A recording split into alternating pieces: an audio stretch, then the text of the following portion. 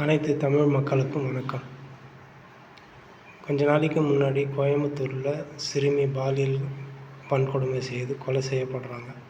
அதை பற்றி எல்லாரும் பலவிதமாக பேசுகிறீங்க. அது பயங்கரமான ஒரு வருந்தத்தக்க விஷயம், ரொம்ப வெட்கக்கேடான ஒரு விஷயம். அதில் எந்த மாற்று கருத்து இல்லை. ஆனால் இதுக்கான விதை எங்கேருந்து வந்திருக்குன்னு நீங்களாம் நினைக்கிறீங்கன்னு தெரியல. சும்மா இவங்கள குறை சொல்கிறது, அவங்கள குறை சொல்கிறது, இதெல்லாம்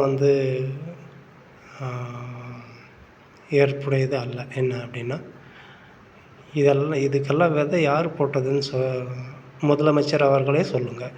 நீங்கள் உங்களை மாதிரி சினிமாக்காரங்க பண்ண வேலை தான் இதெல்லாம். தயவு செஞ்சு புரிஞ்சுக்குங்க. சினிமாவாக எடுத்து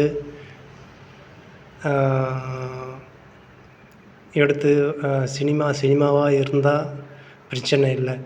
ஆனால் உங்களை மாதிரி சினிமாக்காரங்க பண்ண வேலை தான் இன்றைக்கி இந்த மாதிரி சம்பவங்கள்லாம் நடக்கிறதுக்கான காரணம். இது எப்படி பேசுகிறதுன்னு எனக்கு தெரியல.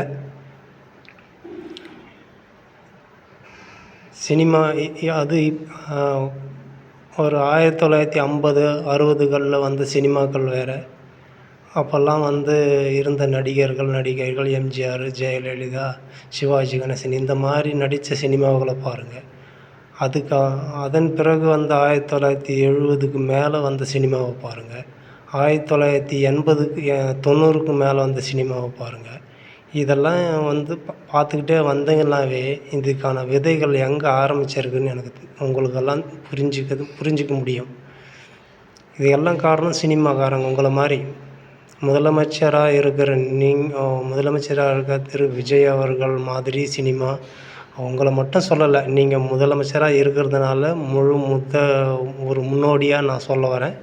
அதுக்காக உங்களை நான் குறை சொல்ல விரும்பலை, விஜய் அவர்களை குறை சொல்ல விரும்பலை. எல்லா சினிமாவும் தான் நான் சொல்கிறேன், எல்லா நடிகர்களுமே சொல்கிறேன்.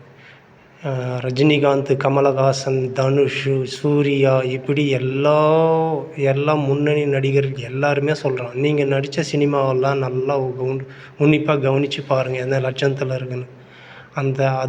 அதுதான் விதை. நீங்கள் போட்ட விதை தான் இதுக்கெல்லாம் காரணம். தயவு செஞ்சு சினிமாவை மாற்றுங்க.